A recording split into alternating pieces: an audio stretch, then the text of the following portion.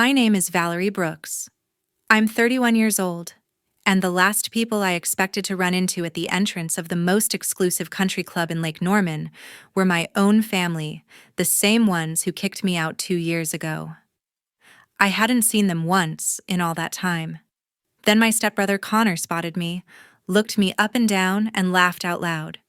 "Are you delivering food here?" Really? My parents turned their eyes full of the same contempt I remembered so well. Melanie, his wife, smirked behind her hand. I didn't say a word. I just smiled, pulled out my phone, and made one quick call. Moments later, the man I called walked straight toward us. When my family saw exactly who it was, every single one of them froze. Connor's face went white. The champagne glass in his hand stopped halfway to his mouth. They had no idea what was coming, and neither did the crowd starting to notice the scene. What would you do if the family that threw you out suddenly realized you'd become the one person they could never touch again? Drop your thoughts in the comments. I read every single one. What would you do if the family that kicked you out and cut you off 2 years ago suddenly looked at you like the hired help, only to watch their faces drain of color when they realized you're now the one in charge? Drop your revenge story or what you'd do in that moment in the comments. Smash the subscribe button so you don't miss what happens next, and turn on notifications, because this one's going to get good. I read every single comment. 2 years ago, I was officially thrown out of the house for daring to call out how badly they favored my stepbrother Connor Brooks, who's 34 now. My mom, Carolyn, had married Richard Brooks when I was 12, and from that day forward, Connor could do no wrong. They paid full tuition for his private high school, and later for UNC Chapel Hill, handed him the keys to a brand new BMW the week he turned 18, and covered every cent of his wedding to Melanie.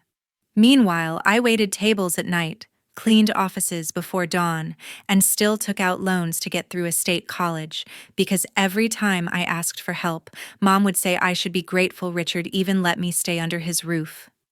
The fight that ended everything happened on a Sunday, after Connor and Melanie announced they were taking over the lake house for the summer again without asking.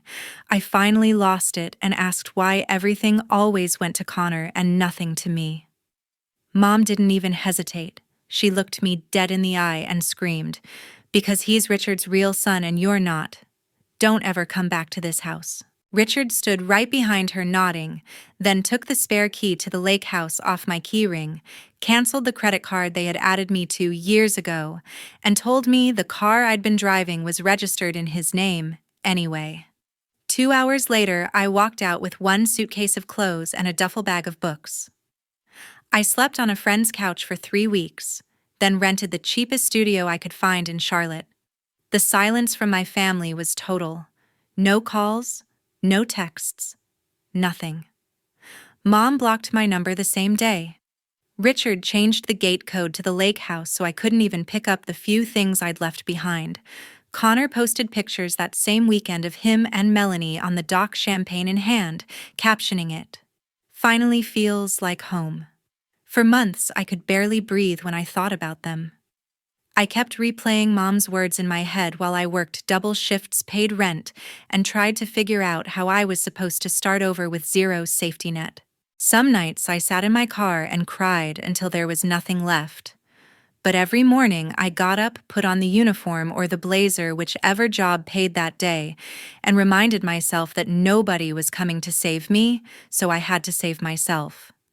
I paid off the last of my student loans 18 months later. The same week Connor posted about buying a new boat for the lake house he still didn't have to pay for. That was the moment something inside me shifted. I stopped waiting for an apology that would never come and started planning how I would build something so solid they could never touch it again. I had no idea then how far that decision would take me, but I knew one thing for sure: the next time they saw me, I wouldn't be the broke college kid carrying everyone else's baggage anymore. I spent my mornings in county courthouses studying foreclosure lists, and my afternoons attending trustee sales, bidding on rundown motels and neglected lakefront inns that had been abandoned for years. Every acquisition went through a separate LLC with unremarkable names like Lakeview Holdings 2023 or Norman Properties Group, ensuring my name never appeared on any public record. When a deal was too large for my available cash, I partnered with two boutique private equity funds I'd met at an industry conference. They trusted my track record and never asked for personal guarantees. My first project was a 62-room motor inn off Interstate 77 that had been bleeding money since the pandemic. Instead of hiring consultants, I moved into one of the empty rooms for the entire renovation, worked side by side with the construction crews, hand-selected every finish, and rewrote the entire operating manual from scratch. We replaced decades-old furniture, installed smart thermostats and high-speed fiber internet, retrained housekeeping to luxury standards, and relaunched the property under a completely new brand. Within 8 months, guests who once complained were leaving 5-star reviews and booking direct. Cash flow flipped from negative to 6-figure positive almost overnight. That single success opened doors I never even knew existed. General managers from competing hotels started sending resumes, vendors offered better terms, and investors asked about the next deal before I had even finished the first. I repeated the formula 4 more times over the following year: acquire quietly, gut, and rebuild to true 5-star standards, rebrand, and watch occupancy climb past 90%. Each property had its own challenges: leaking roofs, outdated kitchens, terrible online reputations. But the pattern held. People are always willing to pay for an experience that truly feels special. My best friend Naomi Carter, now a rising corporate attorney in Charlotte, set up every legal entity and reviewed every contract. Even with her, I kept the full scope hidden. Whenever she asked what I was working on, I simply said real estate had been keeping me busy, and she never pushed. The fewer people who knew the full picture, the safer I felt. I learned the business from the ground up: how to negotiate with linen suppliers, which chefs could execute a flawless brunch service on a realistic budget, when to replace versus repair commercial kitchen equipment, and exactly how much staff training was needed before guests started noticing the difference. Those late nights running numbers and walking empty hallways after everyone else had gone home became my classroom.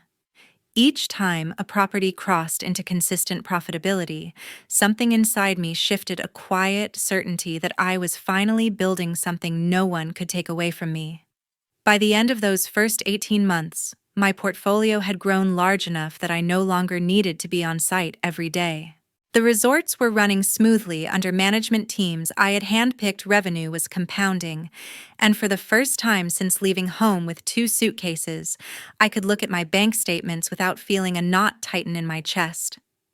10 months later, I had full ownership of 5 resorts around Lake Norman that now genuinely carried 5-star ratings across every major booking platform. The crown jewel was a 180-room lakefront property that had been stuck in the mid-tier market for decades. I brought in Ethan Parker, the former chief operating officer for 4 Seasons in the Southeast, to run it as general manager. Ethan had spent 15 years turning good hotels into exceptional ones, and the moment I laid out my vision, he was on board without hesitation.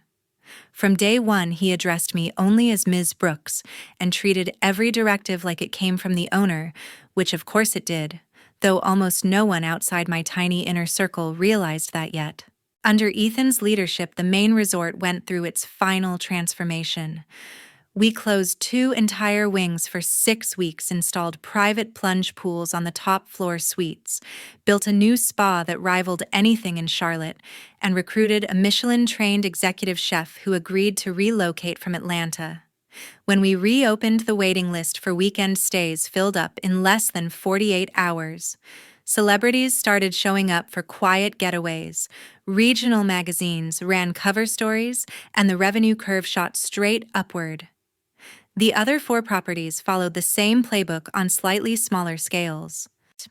Each had its own personality.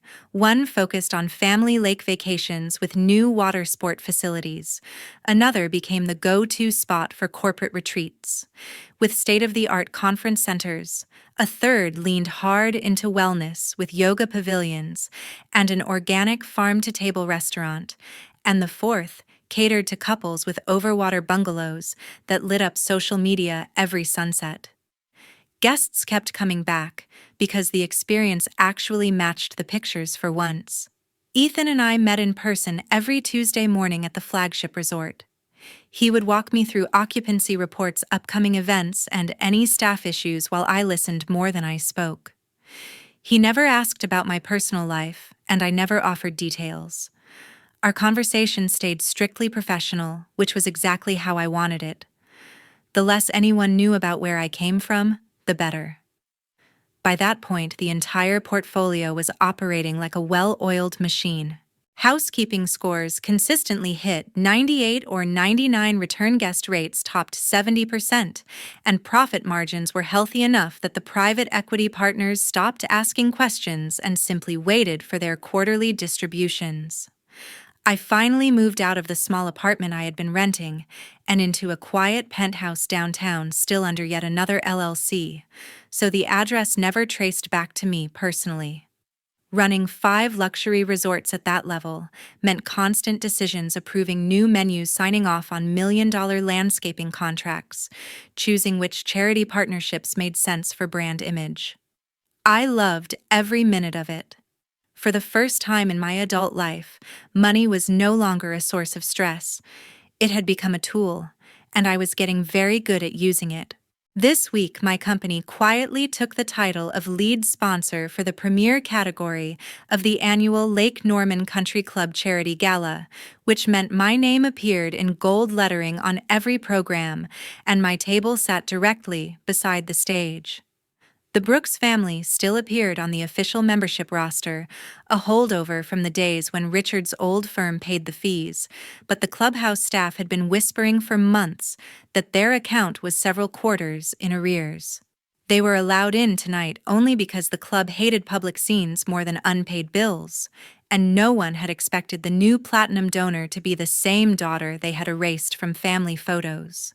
The ballroom shimmered under dozens of crystal chandeliers that reflected off polished marble floors, and endless flutes of Dom Perignon chilling in silver buckets beside each table. A 12-piece orchestra played soft jazz standards, while North Carolina's most connected names circulated real estate developers who owned half the lakefront tech founders, fresh off 9-figure exits, a former governor working the room in a perfectly tailored tux, and a handful of Carolina Panthers players who kept second homes nearby. Photographers from Charlotte Magazine and Lake Norman Living drifted through the crowd, looking for the shots that would fill next month's society pages. I arrived alone in a floor-length midnight blue gown that caught the light only when I moved. The club president met me at the private entrance, shook my hand with genuine enthusiasm, and walked me past the velvet rope, straight to the sponsor table. A few curious glances followed. Some people recognized the company name beside the 7-figure pledge. Others simply registered that someone new had bought the most expensive seat in the room. I smiled, politely accepted compliments on the donation, and kept every conversation short and gracious. From my table, I could see Connor and Melanie near the grand staircase posing for a photo one of their friends was taking. He wore the same rented tuxedo he'd had since his wedding now, straining slightly at the shoulders, while Melanie's emerald green dress made sure no camera missed her. Mom stood a few steps behind them in pearls and a champagne-colored jacket, scanning the room with the practiced smile she used at every event. Richard held court at the bar with a group of older members, gesturing broadly with his glass the way he always did when he wanted to look important. They moved through the evening exactly as they had for 2 decades, laughing too loudly, touching elbows with anyone wearing a recognizable name, acting as if the club still revolved around them. No one watching would have guessed their dues were past due, or that the lake house mortgage was 3 payments behind. They still carried the easy confidence of people who believed doors would always open because of who they used to be. When the MC stepped onto the stage to begin the live auction, the lights dimmed just enough for the massive screen behind him to glow. My company logo appeared first, followed by the donation amount that made the room go quieter for a heartbeat. Polite applause rippled outward. The MC thanked the new sponsor and invited me to stand. I rose slowly, gave a small nod to the room, and sat back down. Across the ballroom, Connor's head snapped toward the stage at the sound of the name, but the spotlight was too bright for him to see clearly who had just been announced. I had just left the sponsor table to cross the lobby toward the terrace doors when Connor's voice rang out loud enough for half the room to hear. He was standing near the grand staircase with a fresh drink in one hand, the other pointing straight at me like I was some sideshow act. Delivering food here. Really? The words dripped with the same mocking tone he used to throw at me in front of his friends when we were teenagers. A dozen heads turned at once. Melanie immediately brought a manicured hand to her lips, her eyes sparkling with secondhand cruelty, while she let out a high, theatrical giggle. Richard lifted one eyebrow in that slow, superior smirk he perfected years ago, and Mom gave a slow shake of her head, the exact disappointed gesture she saved for when she wanted everyone to know someone had embarrassed the family. Several of their table mates laughed on cue, assuming it was just harmless country club banter. Connor basked in it, shoulders back, chest puffed, waiting for the punchline to land. The lobby had gone noticeably quieter in our corner. Even the string quartet inside seemed to fade for a moment. That was when he spotted Ethan a few steps away, reviewing the seating chart on his tablet with one of the event coordinators. Connor's grin widened like he had just been handed the perfect prop. Without asking, he reached out, hooked an arm around Ethan's shoulders, and pulled him into the circle as if they were old fraternity brothers. "Come here, man. Perfect timing," Connor announced loudly, steering Ethan so he faced me directly. Ethan's polite smile froze the instant he registered who Connor was dragging him toward.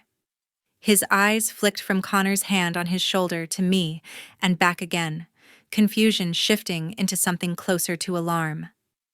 Melanie leaned toward the woman beside her and whispered something that made both of them press their lips together to keep from laughing out loud. Mom took a slow sip of champagne, watching me over the rim of the glass with icy curiosity. Richard crossed his arms and settled his weight on one foot, ready to enjoy whatever humiliation was coming next. I didn't move. I simply stood there in the middle of the marble floor, heels, silent gown brushing the ground, meeting Connor's eyes without blinking. 2 years of work, of late nights, of proving to myself I was worth more than their trash piled up behind my calm expression. Connor mistook my silence for weakness and barreled on louder now so the growing audience wouldn't miss a word. The circle around us had stopped pretending to look away. Phones stayed in purses and pockets for the moment, but the tension was thick enough that no one needed a recording to remember what was about to happen. Ethan cleared his throat once softly, the way he did in board meetings when he was choosing his words very carefully. Connor never noticed. He was too busy performing. Connor clapped Ethan hard on the shoulder and announced to the entire circle loud enough for 3 tables to hear Ethan, "Let me introduce my stepsister Valerie. She's been struggling a bit lately. Maybe you need extra waitstaff or housekeeping at the resort. I'm sure she'd be grateful." The lobby went dead silent. A few people actually stepped back to give the moment room. Ethan's face drained of color. He took one careful step away from Connor's hand and turned fully toward me. "Mr. Brooks, you're Ms. Brooks's brother."